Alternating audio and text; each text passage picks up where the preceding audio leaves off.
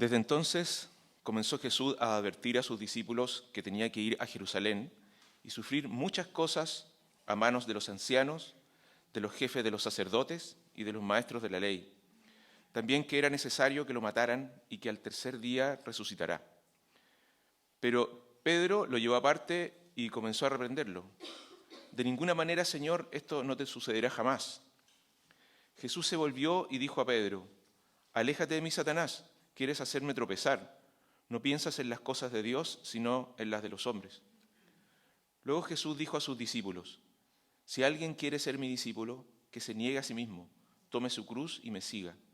Porque el que quiera salvar su vida, la perderá, pero el que pierda su vida por mi causa, la encontrará. ¿De qué le sirve a uno ganar el mundo entero si pierde la vida? ¿O qué se puede dar a cambio de la vida?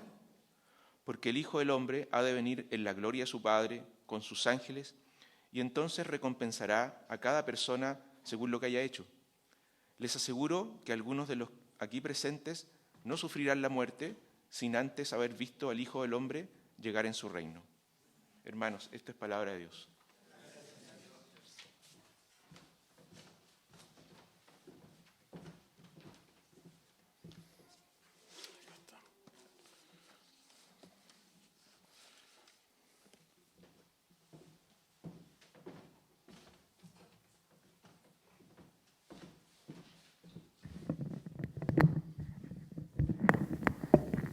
Hola, muy buenos días.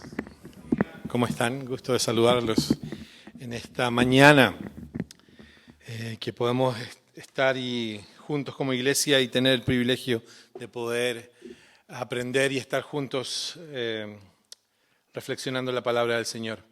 Vamos a tener un momento de oración y vamos a pedirle al Señor que nos acompañe evidentemente en este tiempo juntos. ¿Ok? Oremos. Padre, te damos gracias esta mañana porque podemos reconocer que somos tus hijos, que te pertenecemos, que somos hechura tuya, que tú eres nuestro Padre, que tú nos amas, que tú eres bueno con nosotros, Señor. Podemos reconocer que tú estás con nosotros ahora en este momento porque tu palabra lo dice y tu Espíritu nos lo confirma, que donde hay dos o más reunidos en tu nombre, tú estás en ellos. Tú estás en medio de ellos. Por eso ahora te pedimos que este tiempo de escudriñar en tu palabra, este tiempo en el cual nos disponemos a ser oidores de tu palabra, que sea un tiempo especial en el cual podamos decir, tú has estado con nosotros, Señor. Y salir de este lugar, salir de esta iglesia, salir de este momento juntos, diciendo: qué increíble que el Dios creador del universo haya estado con nosotros y nos haya hablado. Y hayamos salido alimentados, que hayamos salido transformados porque Cristo ha estado en medio de nosotros. Acompáñanos, Señor, te pedimos por nosotros, por nuestros corazones, para que podamos estar receptivos a ti y también para que tus palabras sean las que nos animan el día de hoy. Gracias, Padre, te damos por este tiempo y pedimos por nuestros corazones, por la iglesia, por nuestra vida, en tu nombre. Amén. Amén. Hemos estado como iglesia reflexionando en el Evangelio de Mateo durante ya un par de meses, ya casi podríamos decir un par de meses. Y hemos estado hablando de diferentes facetas de cómo el Evangelio de Mateo nos desafía como una familia. Y hoy día vamos a hablar un poco acerca de cómo el Evangelio de Mateo nos desafía a nosotros como familia para que seamos una familia, la familia de la iglesia que toma su cruz, una familia que toma la cruz de Cristo. Para entender un poco este pasaje tenemos que ver un poco lo que pasó un poco anteriormente, que Gustavo predicó la última vez antes de la semana pasada, porque la semana pasada tuvimos la predicación que hizo el obispo para las confirmaciones, pero antes de eso estuvimos revisando Mateo 16 y también una porción de Mateo 17, y bueno, en Mateo 16 nos habla al principio de un momento en que intentan probar a Jesús, que intentan los fariseos y los saduceos, que eran maestros de la ley, dicen: a ver, si tú eres el Hijo de Dios, muéstranos que lo eres, y le piden que les dé una prueba, una señal. y le piden esto, y Jesús se molesta y les da y tiene un diálogo con ellos. Después también Jesús, tenemos ahí del 5 al 15, que Jesús nos habla acerca de que debemos tener cuidado con las enseñanzas de los fariseos, de estos maestros de la ley. Después de eso viene la parte del 13 al 20, que tenemos la confesión de Pedro, en la cual Jesús le pregunta a sus discípulos, ¿quiénes dicen la gente que soy yo? Y dicen uno que eres un profeta, un apóstol, que eres Juan el Bautista.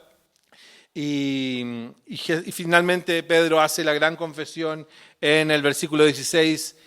Dice, Jesús, bueno, tú eres el Cristo, el Hijo del Dios viviente, dijo Pedro. Y Jesús le dice, dichoso tú, Simón, hijo de Jonás, porque esto no te lo reveló ningún mortal, sino mi Padre que está en el cielo. Yo te digo que tú eres Pedro y sobre esta piedra edificaré mi iglesia y las puertas del reino de la muerte no prevalecerán contra ella. Es una de las declaraciones tremendas que hace Jesús acerca de Pedro.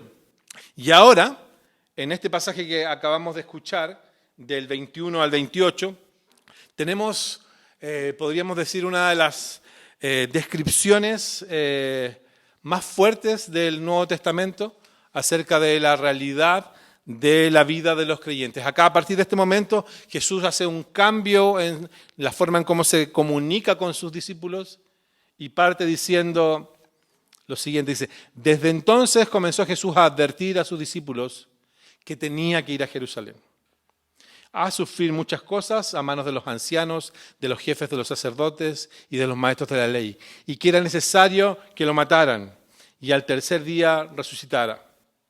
¿Ok?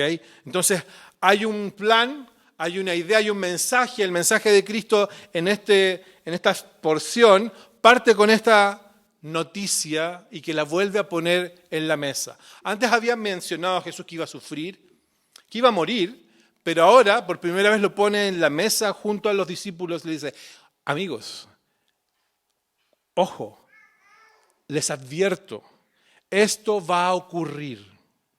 Voy a tener que ir a Jerusalén a sufrir muchas cosas a manos de los ancianos, jefes de los sacerdotes y de los maestros de la ley, o sea, básicamente todo el gobierno eclesiástico, y es necesario que me maten. Y al tercer día voy a resucitar. O sea, pone este tema difícil, una conversación difícil en la mesa. Lo pone ahí frente a ellos. Les advierte, les dice lo que va a ocurrir. Jesús sabía lo que estaba haciendo, sabía que esa situación de ahí no estaba llegando por casualidad ni por coincidencia. Él sabía lo que estaba haciendo completamente, le estaba obedeciendo la voluntad de su Padre, pero los discípulos aún no entendían qué era lo que estaba pasando. No lograban entender el ministerio de Jesús. Parece algo confuso, complicado de entender. No entendían la magnitud de lo que Jesús estaba haciendo aún. La pregunta es ¿por qué no lo lograban entender? ¿Qué significaba para ellos el ministerio de Jesús? ¿Por qué no entendían el significado de este sufrimiento, de su muerte e incluso de la resurrección? Estos pasajes son un recordatorio de que el ministerio de Cristo en su totalidad es como una especie de alineación de planes hacia el futuro. Es una descripción difícil y compleja, es una conversación dura, pero reveladora de la misión de Jesús, pero también de la ceguera que tenían sus discípulos.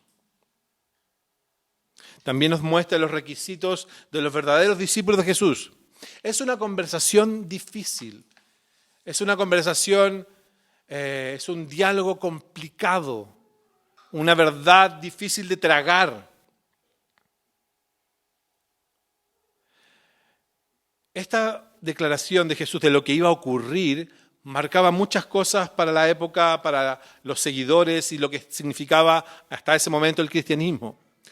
Los discípulos no podían entender lo que estaba pasando y por eso lo vemos claramente cuando Jesús dice estas palabras de que él iba a sufrir, que tenía que ir a Jerusalén, que iba a sufrir en manos de los líderes religiosos de la época y que era necesario que muriera y que resucitara.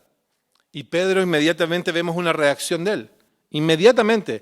Dice, Pedro lo llevó aparte y comenzó a hablar con él. ¿Qué dice? A reprenderlo. Es súper interesante que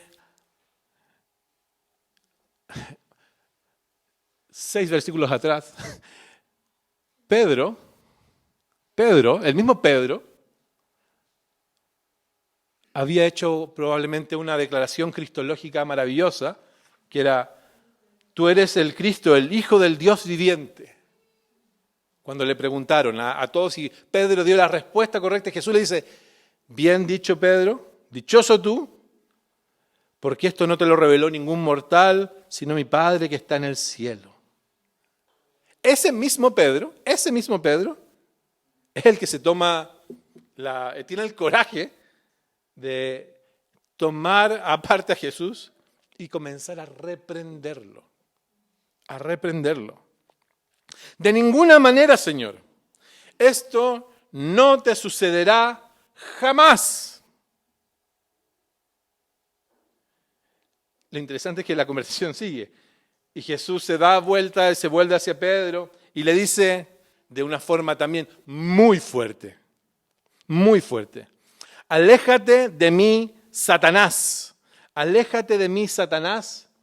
¿Quieres hacerme tropezar? No piensas en las cosas de Dios, sino en las de los hombres. Ahora, ¿por qué este conflicto? ¿Por qué esta pelea? ¿Por qué Jesús también reacciona? El desafío principal es intentar saber cuáles son estas cosas de Dios y también cuáles son las cosas de los hombres. Jesús está dando una clave acá. Si hay algo complicado de entender en el cristianismo es justamente intentar saber cuáles son las cosas de Dios y cuáles son las cosas de los hombres.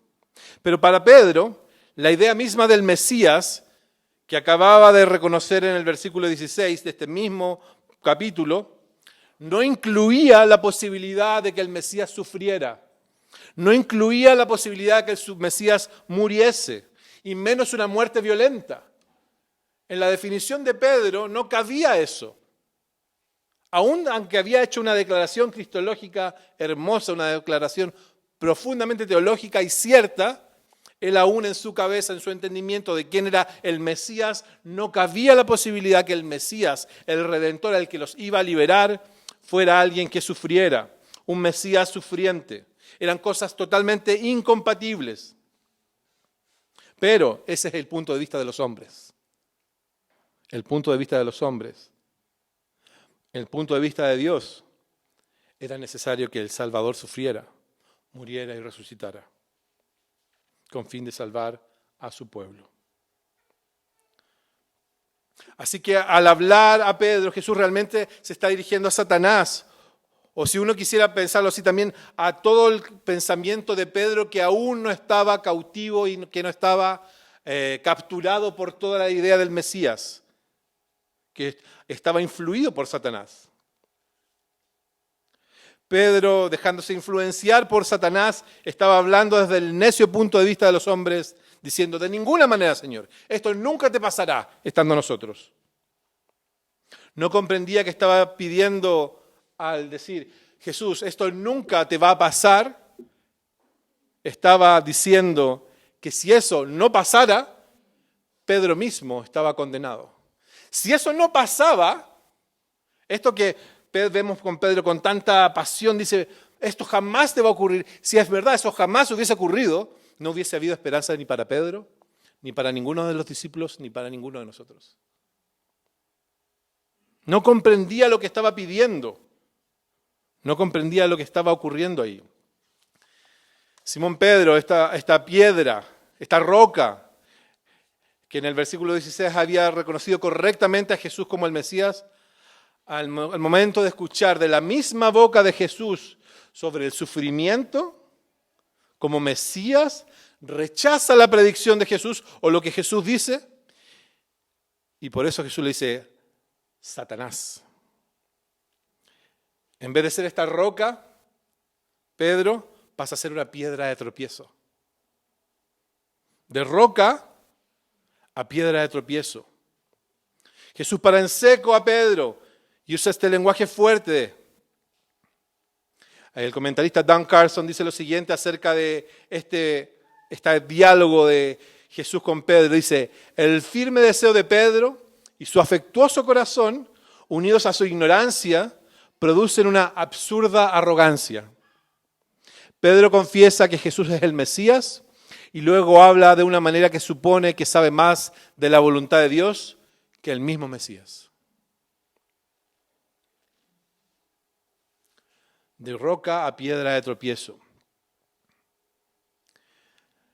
Estas declaraciones de Jesús, primero diciéndolas, ahora teniendo este diálogo con Pedro, significaban muchas cosas. Significaban para la cabeza y para la mente de los hombres, incluyendo los discípulos, que esto en algún momento se iba a acabar. Que finalmente este Mesías que nosotros estábamos siguiendo iba a ser derrotado. Que finalmente la gran esperanza de liberación y redención no ocurriría. Todos los fantasmas y miedos se materializan en estas frases proféticas introductorias de Jesús y por eso la reacción. Esto significaba que la aventura de seguir a Jesús se iba a acabar, iba a terminar y ya no habría más por qué luchar. La esperanza moría. Si Jesús moría, la esperanza moría. Literalmente. Por eso yo no voy a permitir que esto ocurra. Yo no lo voy a permitir. Pero ese es el pensamiento de los hombres. Y no el pensamiento de Dios al respecto. Ahora, también nos habla este pasaje acerca del verdadero costo de ser un discípulo, que es negarse a sí mismo, que probablemente si vienes del mundo de la iglesia, ya llevas años en la iglesia, has escuchado este pasaje múltiples veces. Negarse a ti mismo, a sí mismo. Si alguien quiere ser mi discípulo, tiene que negarse a sí mismo, tomar su cruz y seguirme, porque el que quiere salvar su vida la perderá, pero el que pierda su vida por mi causa la encontrará. Eso es, negarse a sí mismo, renunciar al viejo yo, al viejo hombre. Una persona que se niega a sí misma renuncia a toda confianza en lo que está en mi propia naturaleza, sino que me dedico a confiar y a depender solamente en Dios. Ya no trato de promover mis propios asuntos o intereses egoístas, sino que intento profundamente estar fundido con la misión de Dios, con la causa de promover la gloria de Cristo y de Dios en toda la vida, en toda la creación, en toda esfera donde yo me mueva. La expresión toma su cruz se refiere a la cruz que sufre debido a la unión con Cristo. Uno sigue a Cristo confiando en Él, siguiendo sus pisadas, y como dice 1 Pedro 2:21, para esto fueron llamados porque Cristo sufrió por ustedes, dándoles un ejemplo para que sigan sus pasos. Tomar su cruz significa obedecer sus mandamientos por gratitud, por la salvación obtenida por medio de Él y estando dispuesto a sufrir por su causa. Sé que no estoy dando necesariamente buenas noticias.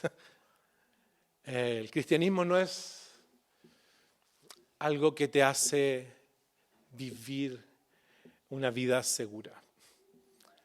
De este lado de la creación hay mucho dolor, hay muerte, hay enfermedad, hay miseria. Y la seguimos experimentando. Y hay muchas preguntas. Pero,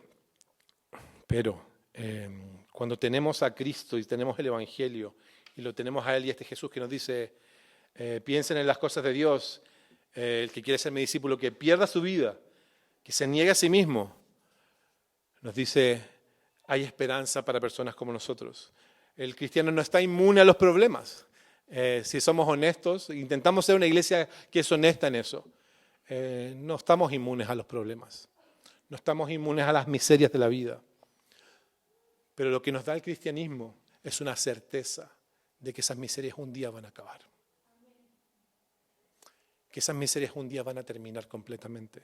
Y es porque alguien hizo el trabajo de salvarnos y rescatarnos. El camino del cristianismo también es el camino del rechazo y del sufrimiento, al igual que el camino que tuvo el Mesías. El Mesías Cristo nos abre el paso y marca la pauta también para nosotros como discípulos. Estos pasajes, como decía al inicio, marcan el comienzo de una nueva fase en el ministerio de Jesús. E incluso hoy día en el 2023 nos permiten recalcular nuestra ruta. Si vienes acá buscando que te digan, todo va a estar bien, la vida va a ser maravillosa, ¿de aquí en más? No, sabes que la vida a veces va a poder apestar. Pero tenemos esperanza en que un día esto va a acabar. No va a haber más dolor en algún momento. No va a haber más quebranto. No va a haber más miseria. El pecado no va a estar ya en medio nuestro. Satanás no va a seguir influyéndonos. Podremos vivir una vida en paz, una vida de gozo, una vida de plenitud al estar con Él. El que quiera salvar su vida la perderá, pero el que pierda su vida por mi causa la encontrará. El que quiera ser mi discípulo, niéguese a sí mismo, toma su cruz y sígame. En medio de esta conversación difícil, ¿cómo la podemos ver ahora a la luz del Evangelio? No es una conversación cualquiera, desconectada de toda la Escritura. Nosotros incluso sabemos el final de la historia. Tenemos antecedentes que los discípulos no tenían. Nosotros sabemos que Jesús resucitó. Tenemos esos antecedentes. Ahora, a pesar incluso de que tenemos mucha más información, que sabemos que Jesús efectivamente vivió y resucitó, murió y resucitó, la pregunta es por qué seguimos teniendo el mismo tipo de relación o de fe que tenían los discípulos con Jesús. ¿Por qué aún no creemos todo lo que Jesús ha dicho? ¿Por qué creemos solamente funcionalmente y no necesariamente vitalmente? Al mirar este pasaje nos confronta con esta verdad que es difícil de tragar, difícil de digerir y que de este lado de la creación vamos a tener que pagar un precio, tú y yo. Va a haber un costo. Yo pierdo mi vida, pero gano una nueva vida en Cristo. Niéguense a sí mismos, pero podemos seguir a Cristo. ¿Dónde está la esperanza para nosotros? ¿Dónde está la esperanza para nosotros en medio de un mundo que es difícil, que es complejo, que está corrupto, que sufre, que sufrimos y que nosotros aportamos para ese sufrimiento? ¿Dónde hay esperanza para nosotros? La esperanza está en que este mismo Cristo, el que Pedro reconoció, tú eres el Cristo, el Hijo del Dios viviente, que creemos nosotros eso mismo, que Pedro, ese mismo Cristo, cumple la ley y se enfrenta y padece la muerte real y absoluta para que tú y yo podamos tener una esperanza que nada ni nadie nos puede quitar.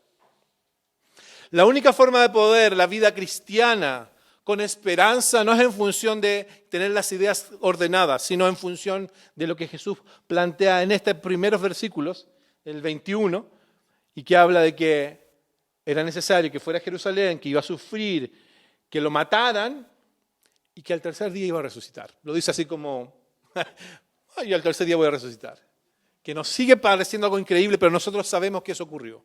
Si el tercer día, si esa última declaración de Jesús, antes de que Pedro lo confrontara, no hubiese sido verdad, no habría ninguna esperanza. Pero como fue verdad, tenemos toda la esperanza completa. Si sacamos el tercer día, no hay esperanza para los creyentes ni para nadie. Jesús vive la vida peligrosa, opta y va voluntariamente a esa vida peligrosa por amor a nosotros. Padece, sufre el castigo de una vida de pecado, que no la vivió Él, pero es nuestra vida de pecado representada. Mi vida y tu vida de pecado es la que Jesús está pagando en la cruz, siendo que Él era completamente bueno, inocente y santo. Él se ofrece como el precio y pago por causa del pecado. Él paga completamente. Entonces, si es verdad que Jesús resucitó de entre los muertos, entonces podemos literalmente enfrentar cualquier cosa en nuestra vida. Incluso tener el poder, el coraje de pararnos y el valor para vivir y perder nuestra vida. De entregar nuestra vida. Aún en medio de la incertidumbre, el dolor, podemos vivir confiados. Porque Jesús mismo, nuestro Rey, nos ha asegurado nuestra vida completamente. Podemos vivir vidas radicalmente diferentes al tener la seguridad del Evangelio en nuestros corazones y mentes. Podemos tener una nueva obediencia, que nuestros afectos sean ordenados, una paz incomprensible y podemos amar libremente. Ahora, ¿cómo aplicamos esto a nuestra vida?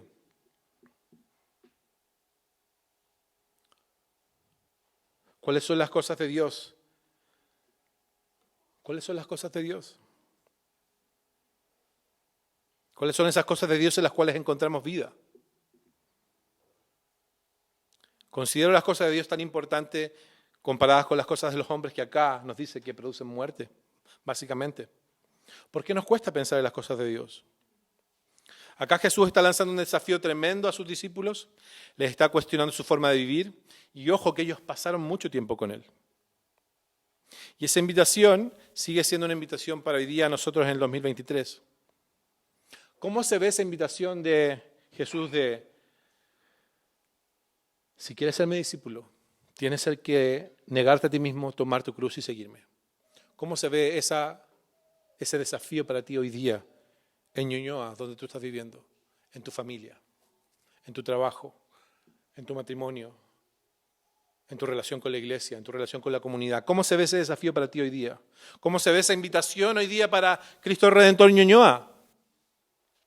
Niéguense a sí mismos, toman su cruz y síganme. ¿Qué va a significar para ti negarte a ti mismo, tomar su cruz y seguirlo? ¿Qué decisiones deberás tomar? ¿Qué deberás hacer? ¿Qué costos deberás pagar? O incluso decir, ¿qué costos no estoy dispuesto a pagar? Y entrar en ese diálogo como el que tuvo Pedro. No, Jesús, esto yo no lo voy a permitir que ocurra. Yo no voy a permitir que pase esto con mi familia. Yo no voy a permitir que pase esto con mis hijos. Yo no voy a permitir que esto pase con mi matrimonio. Yo no voy a permitir que esto pase con mis finanzas. Yo no voy a permitir que esto pase con mi país. Yo no voy a permitir que estas cosas ocurran. ¿Qué costos estás dispuesto a pagar?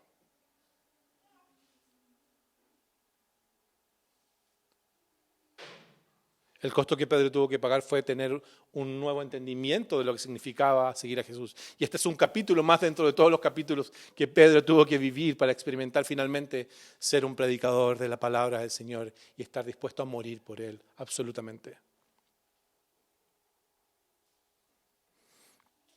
¿Qué costos? Esta semana tuve la posibilidad de ir a hablarle a los jóvenes del MOU. El MOU es una instancia que ocurre una vez al año de un movimiento de jóvenes de diferentes iglesias que se juntan durante una semana en sus vacaciones de invierno en un colegio y son entrenados, son capacitados, son animados por diferentes personas, por esta organización, de diferentes pastores y líderes, y animan a estos jóvenes usualmente en edad secundaria y que están ya, o algunos que están en la universidad, y se les anima acerca de vivir una fe valiente y ser animados y salir a predicar el Evangelio. Y lo hacen y es algo maravilloso. Es increíble. Uno va a ese lugar y sale realmente animado de ver estos jóvenes queriendo servir a Jesús y saliendo a la calle literalmente a amar a Jesús de una forma extravagante a veces. Y que Jesús los utiliza de una forma hermosa. Es increíble. Es muy lindo. Me tocó el privilegio de ir a hablar con ellos y era acerca específicamente de cómo ellos podían hacer un tema súper fome, cómo podían hacer su conexión de la vida de su vida de fe con el trabajo que iban a tener hacia el futuro. Imagínate hablarle a jóvenes de entre primero y cuarto medio o sus primeros años de universidad, hablarles del trabajo, cómo conectar la vida del fe y el trabajo. Yo les dije algo, ¿saben qué? Yo vengo del futuro, les dije. Yo vengo del futuro. Yo igual que ustedes estuve con grupos de jóvenes y decía, oye, esto es increíble, el mundo va a cambiar después de nosotros, pero yo vengo del futuro. ¿Y sabes qué? La mayoría de la gente que yo conozco en este rango de edad, de mis amigos, viven una fe, que están en la iglesia, muchos, pero viven con una fe, con una palabra que los define, que es nostalgia. Nostalgia de algo que ocurrió cuando yo era joven, Ahí les decía, acuérdense, yo vengo del futuro. Algo que ocurrió en el futuro, algo que ocurrió atrás. Decía, la nostalgia de que Dios me utilizó en algún momento en mi vida cuando era joven. Ahora yo ya tengo una vida ordenada, voy a la iglesia, voy con mi familia, mis hijos, puedo dar dinero a la iglesia, pero verdaderamente el tiempo en el cual yo estuve con el Señor fue atrás. Y les decía, no crean esa mentira. En cada etapa de la vida del creyente puede haber un llamado a darlo todo. Y es el mismo llamado que pienso ahora en nosotros, y me incluyo. Iglesia, podemos vivir a la luz de este llamado poderoso de Jesús, que uno podría decir que es algo pesado, esto de negarse a ti mismo, tomar una cruz y seguirlo. Pero si lo vemos a la luz del Evangelio, hacer eso implica que tu vida puede ser transformada increíblemente. Si comenzamos a negarnos a nosotros mismos, a tomar su cruz y seguirlos, y lo empezamos a tener ese diálogo honestamente en medio de nosotros, perfectamente podríamos empezar a orar para que de en medio de nosotros salgan nuevos pastores, nuevos misioneros, nuevas personas que abrazan su trabajo y salen a la vida a decir, ¿sabes qué? Yo voy a dar todo lo que esté de mi parte para anunciar de este Jesús que me ha amado cuando era joven, cuando estoy en esta edad, incluso cuando ya estoy en mis años mayores. Este llamado de negarse a nosotros mismos es un llamado revolucionario para vivir una vida riesgosa, una vida que vale la pena ser vivida, una vida con plena fe, con plena esperanza, porque somos parte de un movimiento, porque no somos parte de un movimiento o una filosofía, ni siquiera somos miembros de una religión. Somos parte de un reino que vive con otras reglas que son revolucionarias y contrarias a las reglas de este mundo. Y lo mejor de todo es que nuestro Rey, Cristo, no solamente nos enseñó estas cosas y vivió esta vida perfecta, sino que también padeció la vida en medio nuestro y murió de forma injusta para cumplir la voluntad del Padre. Y ese mismo Cristo resucitó al tercer día y sigue siendo nuestro Rey, que te anima, que me anima y que nos anima y nos comanda a vivir esta vida de negarnos, de tomar su cruz y seguirlo. Y esto que puede parecer muy fome, muy pesado, en verdad es donde está la verdadera vida para el creyente.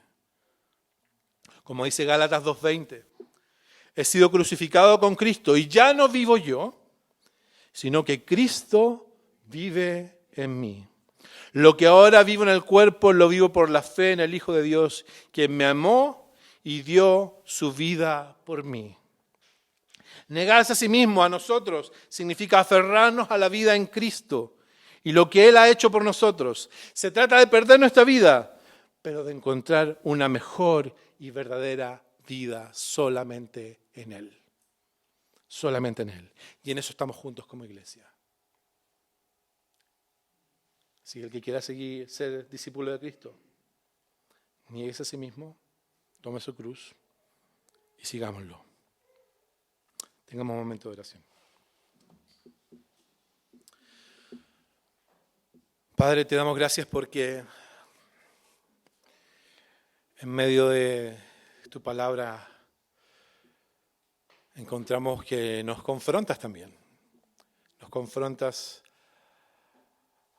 y nos muestras nuestra precariedad. Nos muestras nuestra absoluta necesidad de ti, Señor.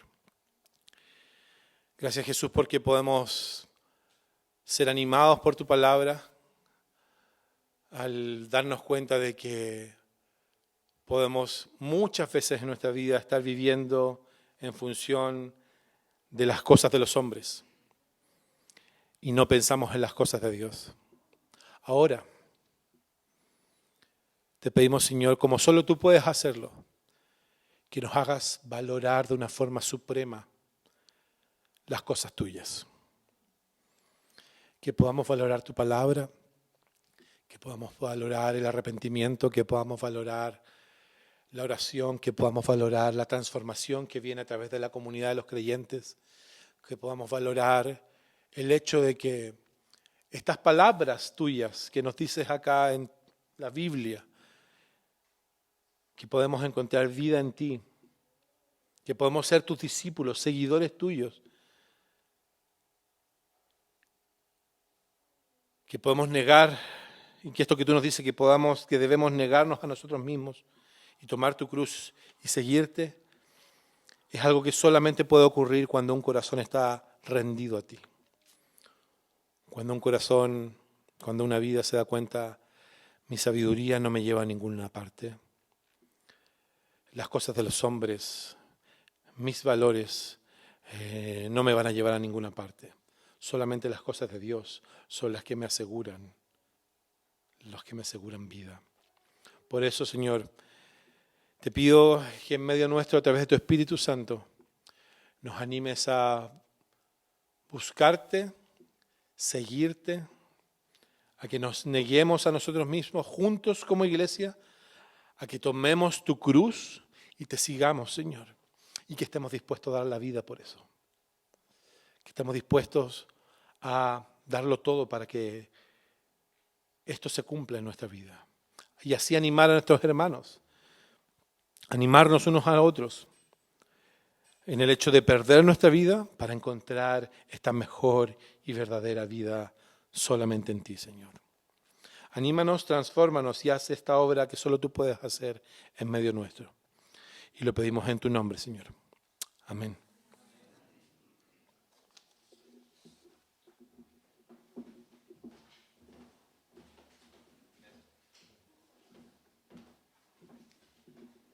Gracias por esa reflexión, nuestro hermano Francisco. Y vamos a responder a lo que hemos meditado, ¿cierto? Lo que hemos reflexionado hoy día, con esta certeza que dice Pedro, en 1 de Pedro, dice, pero ustedes son linaje escogido. Este mensaje es para nosotros porque hemos sido escogidos por Dios y podemos adorarle, porque lo hemos conocido como verdaderamente lo hace un rey sobre su pueblo. Así que pongámonos de pie para cantar esta alabanza que se llama Somos el pueblo de Dios.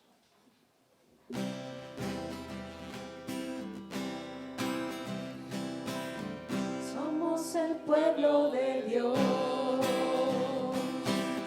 somos un pueblo especial. Llamados para anunciar las virtudes de aquel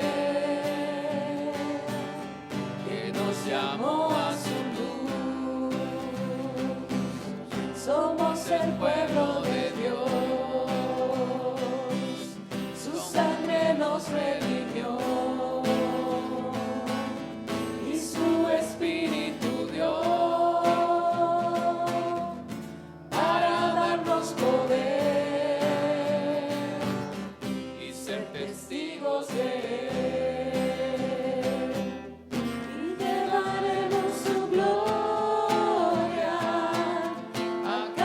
Pueblo y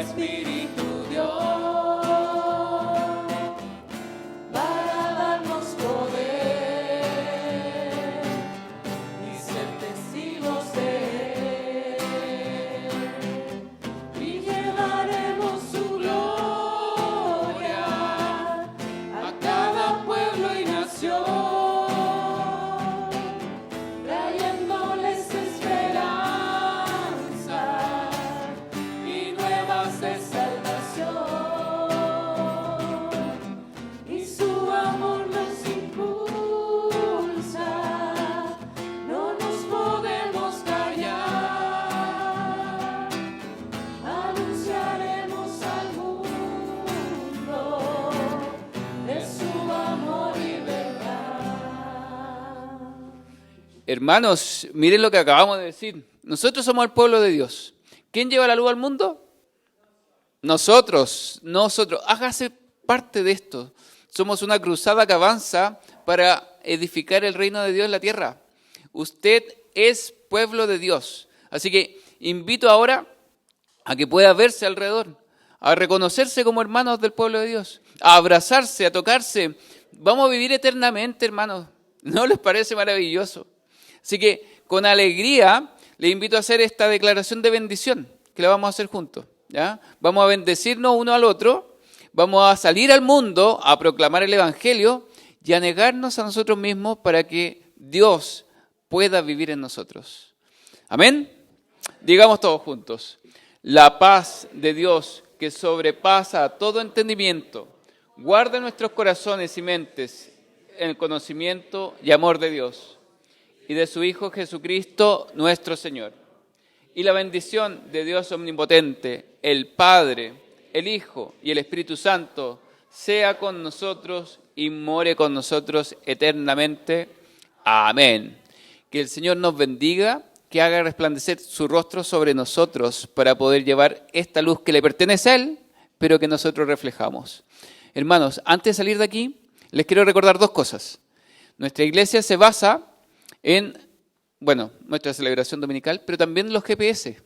Y los GPS cada semana prepara, un grupito de los GPS prepara un rico compartir. Así que eso que ustedes ven afuera es fruto del amor de hermanos de los GPS que se reúnen durante la semana y que el domingo también lo traen para compartir acá. No dejen de ir a un GPS, por favor. Si hay alguien que no lo está haciendo, avísenos para poder decirle cuál le conviene, cuál queda más cerca, cuál son mejores. Yo tengo uno en la casa, así que pueden hablar conmigo también. Que Dios les bendiga y salgamos a compartir. Este servicio terminado. ¿Vamos a servir al Señor? Serviremos al Señor. Aleluya.